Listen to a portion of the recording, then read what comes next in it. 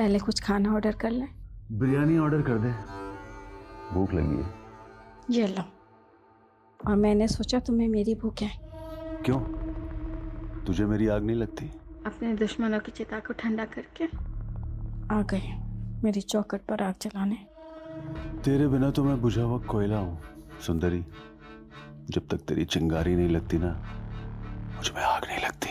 क्यों? तुम्हारे दोस्त तुम पर जान नहीं फूकते थे?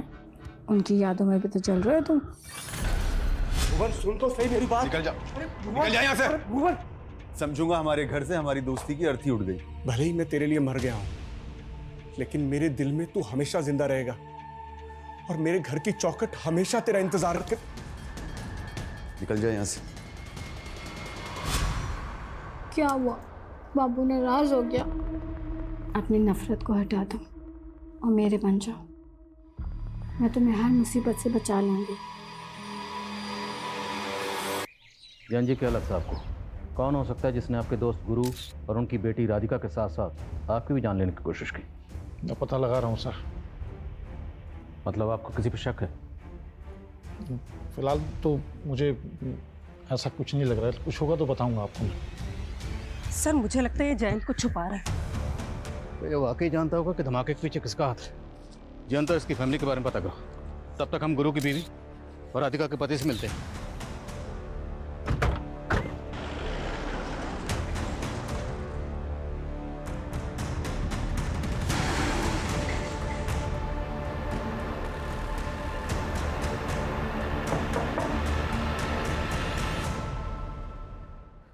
आपको किसी पे शक?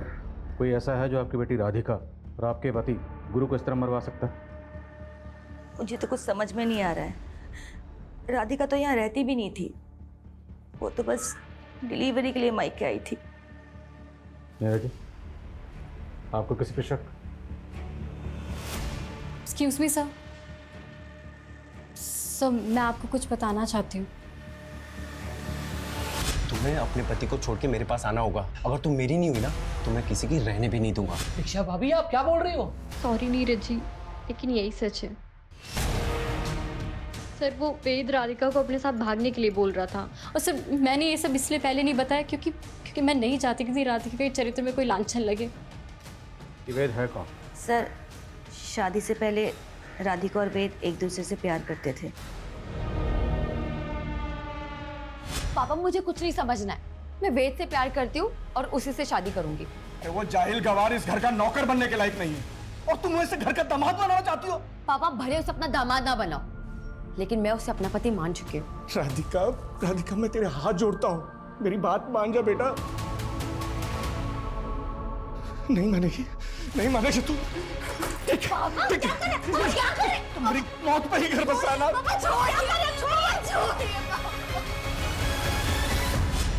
इसके बाद राधिका वेद को भूल गई थी। नीरज जी, आपकी और राधिका की शादी को कितना वक्त हुआ? 7-8 महीने सर। तो इन 7-8 महीनों में राधिका ने कभी अपने पास्ट के बारे में आपको कुछ नहीं बताया? नहीं सर। ये वेद रहता कहाँ? सर मैंने कुछ नहीं किया सर मैंने कुछ नहीं किया सर मोटर मैकेनिक हूँ सर, घर से सारा काम संभालता हूँ। और आपको सर मैं बॉम्ब बनाने वाला दिख रहा हूँ। कोई मिला नहीं तो आप मुझे फंसा दोगे। फंसाएंगे नहीं, साबित करेंगे। अगर सच नहीं बोलेगा ना तो ऐसे ही धोएंगे तुझे। मैं सच बोल रहा हूँ सर, मैंने कुछ नहीं किया है। मैं सर राधिका से प्यार करता था और राधिका भी मुझसे शादी करना चाहती थी, लेकिन सर उसके बाप ने। लेकिन उसके बाप ने क्या? उसके बाप और राधिका दोनों को? नहीं सर, राधिका मेरे बच्चे की माँ बनने वाली थी। क्या बोला तूने? सर राधिका मेरे बच्चे की माँ बनने वाली थी सर। सर फॉरेंसिक को इस वेद के घर से जो सामान मिला है उसमें जेलेटिन या एक्सप्लोजिव के कोई ट्रेसेस नहीं मिले। अब इतना बेवकूफ़ नहीं कि धमाका करने के बाद वो सब सामान अपने घर में रखेगा। मोटर मैकेनिक है तो पूरे चांसेस हैं कि ट्यूबवेल में वो बॉम्ब इसने प्लांट किया हो। पर ये वेद तो बोल रहा है कि राधिका के पेट में इसी का बच्चा था। अब ये तो पैटर्निटी टेस्ट से ही क्लियर होगा। और सवाल ये है कि राधिका के हस्बैंड को वाकई राधिका के पास्ट के बारे में कुछ भी नहीं पता था।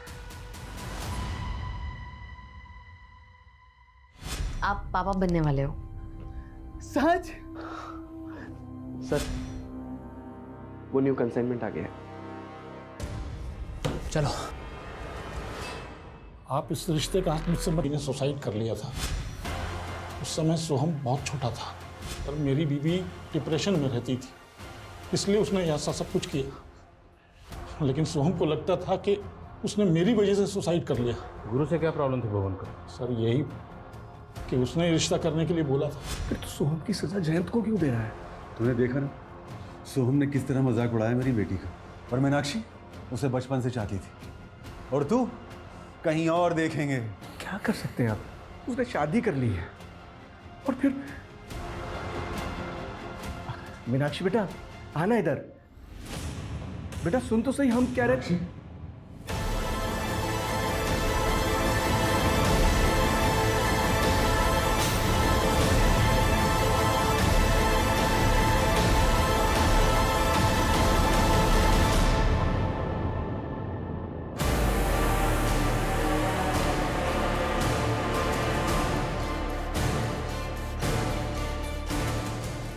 मीनाक्षी बच गई, लेकिन उसकी आवाज़ चली गई। भुवन टूट गया था, शराब में डूब गया था। हम दोनों को अपना बैरी समझने लगा था सर। मंजू जी, आपको भी यही लगता है कि भुवन ऐसा कर सकता है? जी।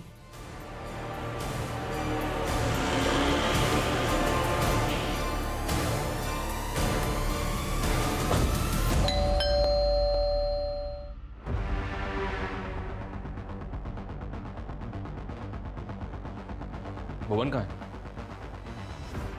हमें शक है कि आपने अपने दोस्त गुरु को बॉम्ब से उड़ाया। वो मेरा दोस्त नहीं था, दुश्मन था। और मेरी बेटी के साथ जो हुआ ना, वो दुश्मन ही कर सकता है, दोस्त नहीं। और मैं इतना घटिया आदमी नहीं हूं कि अपना बदला लेने के लिए मासूम लोगों को बलि पे चढ़वा दूं। कहना क्या चाहते हैं? कहना ये चाह रहा हूं कि गुरु और राधिका की मौत के बाद जयंत का मन तो अंजू के घर पे ही लगता है। जो भी बात है साफ साफ बोल। उसकी एक टांग कट गई तो इसका मतलब ये नहीं है कि वो धमाके नहीं करवा सकता। बहुत शातिर है वो साला। मेरे सामने जुबान लड़ाएगी? पति मैं हूं तेरा या मेरा बाप? शर्म नहीं आती आपको ऐसे गिरी हुई बात बोलते हुए? बस कर कमीने, इस लड़की को लव मैरिज करके लाया है तू ना, और अब इसके साथ ऐसा व्यवहार कर रहा है। अब इसे फेंक के बाहर दूसरी लेके आऊंगा, बताओ क्या करोगे? आपने भी तो मेरी माँ के मरने के बाद बाहर बहुत मुंह मारे हैं ना, और अब ये गुरु चाचा की बीवी को रिझा रहे हैं। वाह तमीज, गलत किया मैंने जो अपनी जबान बंद रखी। पुलिस को तेरा नाम बता देना चाहिए था मुझे। आदिल खान जी, कहां तक पहुंची आपकी जांच? पर्सनल एंगल तो कई सामने आए, लेकिन अभी तक हमारे हाथ में एक भी ऐसा पुख्ता सबूत नहीं लगा जिससे ये लगे कि हमारी सस्पेक्ट लिस्ट में कोई ऐसा है जो इस तरह बम बनाकर ये जुर्म कर सकता है। Okay sir, paternity test report आ गई है। राधिका के पेट में जो बच्चा था वो वेद का ही था। तो अगर नीरज ये राज जानता था, वो भी अपनी बीवी राधिका को इस बेवफाई की सजा दे सकता है। ये नीरज अपनी बीवी के साथ बरेली में रहता था ना? तुरंत बरेली जाओ, उसके घर में सर्च करो। Okay sir.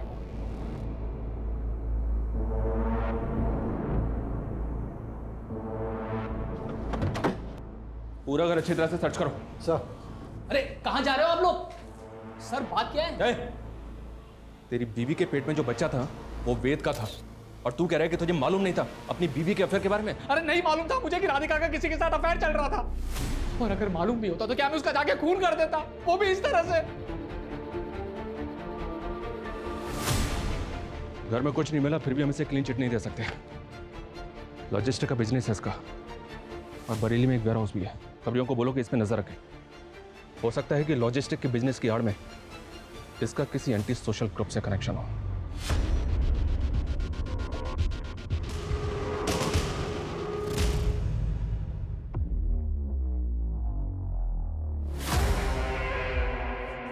पापा जी आपकी चाय। पापा जी इतना कैश लेके आप कहाँ जा रहे हैं? मैंने और गुरु ने मिलके एक ट्रैक्टर लेने का सोचा था। अब गुरु तो रहा नहीं, लेकिन उस ज़मीन पे खेती तो करनी है ना, बस इसलिए ट्रैक्टर खरीदने जा रहा हूँ। पापा जी क्या आपको वाकई लगता है कि वो ब्लास्ट सोहम ने? मैं लेट हो रहा हूँ, चाय नहीं पी पाऊंगा।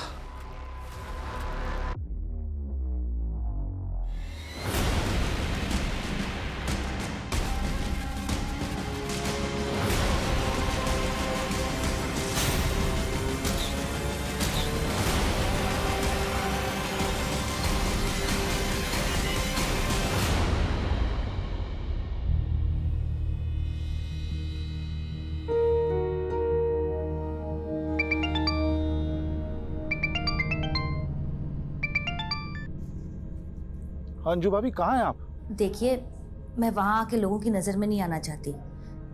वैसे भी आपका बेटा आपको और मुझे लेकर शक करता है। बेहतर है कि हम ना ही मिले। मैं आपकी दुविधा समझ सकता हूँ।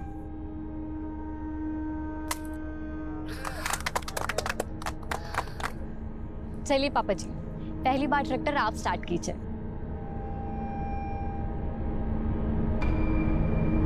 हम और अंधेरे में तीर नहीं चला सकते। ये मीडिया वाले पहले हमारी धज्जियां उड़ा रहे हैं कि हमारी तहकीकात गलत डायरेक्शन में जा रही है। तो सर हमें क्या करना चाहिए, क्योंकि एटीएस को भी फिलहाल ऐसा कोई क्लू नहीं मिला है जो हमें हेल्प करे। अभी तक हम नजरपुर में जो ब्लास्ट हुए हैं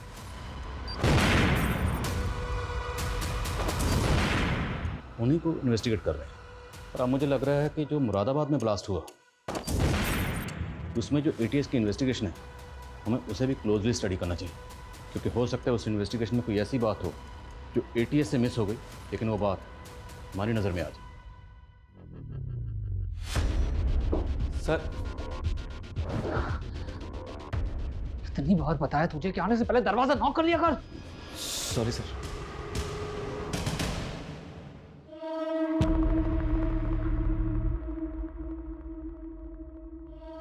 तुम अपनी नफरत को भुला दो, मैं तुम्हें हर मुसीबत से बचा लूंगी। सर एक बात हमसे कंप्लीटली मिस हो गई। भुवन का फोन 18 तारीख को मुरादाबाद में एक्टिव था और 18 तारीख को ही मुरादाबाद सिटी में ब्लास्ट हुआ था। ये भुवन मुरादाबाद में जाता कहाँ? सर वो तो पता नहीं, लेकिन ये अक्सर मुरादाबाद जाता रहता है और ये जब जब मुरादाबाद गया है इसका फ़ोन उस लोकेशन पे भी एक्टिव रहता था जहाँ जहाँ ब्लास्ट हुआ था। हो सकता है ये वहाँ रेकी करने जाता हो। सर मुरादाबाद तो रोज़ हज़ारों लोग आते जाते हैं। मैं मुरादाबाद गया और मैंने बम ब्लास्ट कर दिया। तो ये बता कि मुरादाबाद में जाता कहाँ? सुंदरी के यहाँ गया था। कौन सुंदरी? प्रोस्टिट्यूट है सर।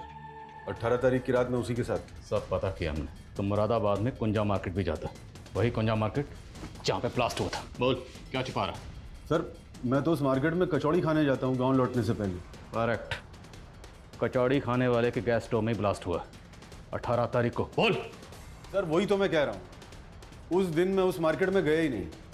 सुंदरी के घर से निकला और सीधा अपने गांव वापस चला गया। शायद मेरी किस्मत अच्छी थी। उस दिन अगर उस मार्केट में गया होता तो बम ब्लास्ट में मैं भी मारा गया होता। तू कहना क्या चाहता है? कोई ऐसा है जो तुझे मारना चाहता है? मुझे कौन मारेगा सर? तुम लोग 3 दोस्त हैं, तू, भुवन और गुरु। गुरु मारा गया ट्यूबवेल ब्लास्ट में और जयंत मारा गया ट्रैक्टर ब्लास्ट में। तो तीनों दोस्तों में से बचा कौन? तू। और ब्लास्ट कहाँ पे हुआ? कुंजा मार्केट। वही कुंजा मार्केट जहाँ तू अक्सर जाता है। शायद कोई ऐसा है जो ये जानता है कि तू जब भी मुरादाबाद आता है तो कुंजा मार्केट ज़रूर जानता है, इसीलिए ब्लास्ट कुंजा मार्केट में किया गया।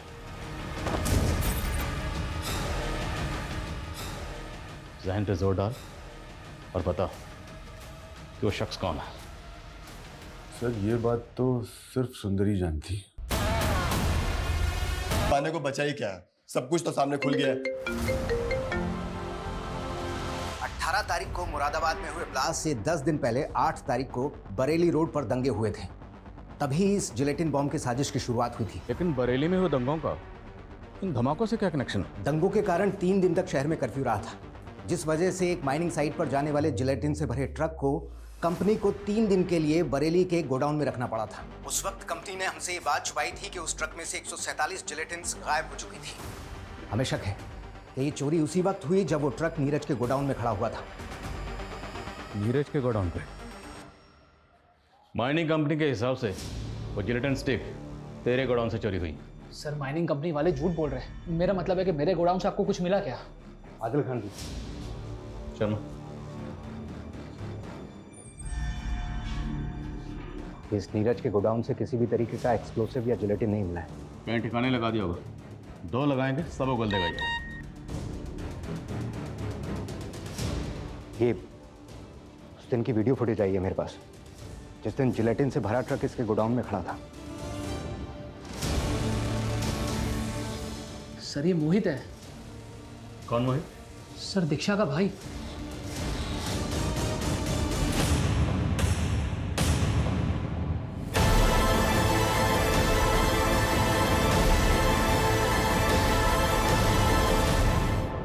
इंसान सोच सकता, ये मासूम से दिखने वाले भोले वाले चेहरे किसी की जान भी ले सकते हैं। सर वो तीनों इंसान नहीं, जानवर थे, जानवर। सर उन तीनों ने मिलकर हमारी माँ का रेप किया था। हमारी माँ का रेप? 10 साल पहले, जब मैं और मोहित बच्चे थे और हमारी माँ एक गेस्ट हाउस में सफाई का काम करती थी।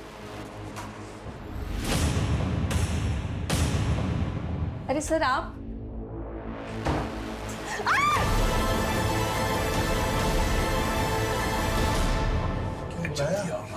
अरे हुआ क्या है बता दो। अरे देखो ना, पागल हो गए? मैंने तो मजे ले लिए, तुम भी मजे ले लो।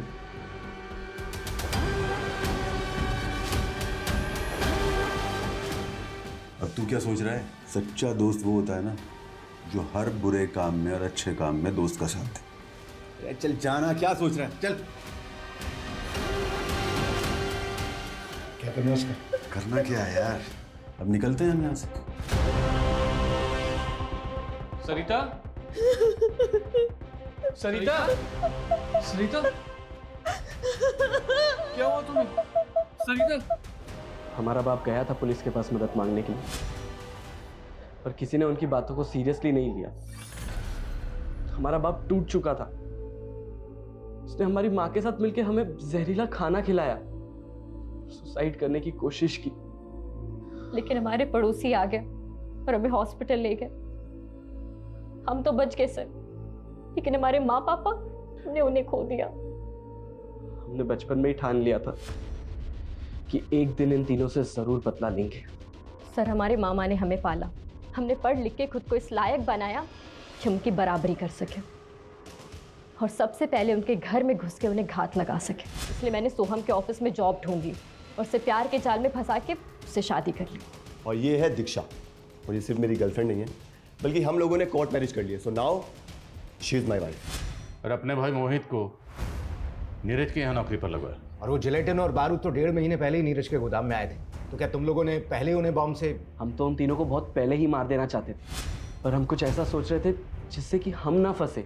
फिर हमें जेलेटिन का आइडिया आया, तो हमने सोचा कि क्यों ना इस मर्डर को बॉम्ब ब्लास्ट की शक्ल दे दें। बॉम्ब बनाना हमने इंटरनेट से सीखा। और भुवन जब भी मुरादाबाद जाता था, सुबह 10 बजे के आसपास वो ठेले पे आके कचौड़ी खाता था।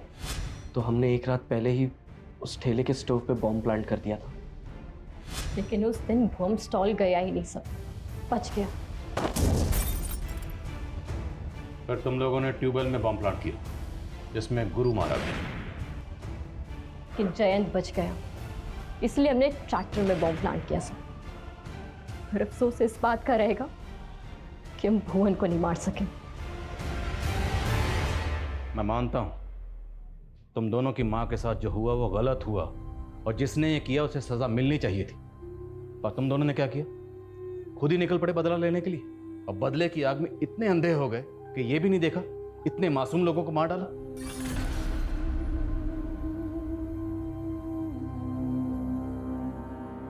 ये कोई भूल नहीं थी, बल्कि बहुत बड़ी गलती हुई थी हमारे पुलिस डिपार्टमेंट से। अगर उन लोगों ने दीक्षा की मां सरिता के रेप केस को सीरियसली लिया होता और उसके गुनहगार भुवन, जयंत और गुरु को पकड़ लिया होता, तो दीक्षा और मोहित ये बदले का खूनी खेल ना खेलते और इतने मासूम लोगों की जान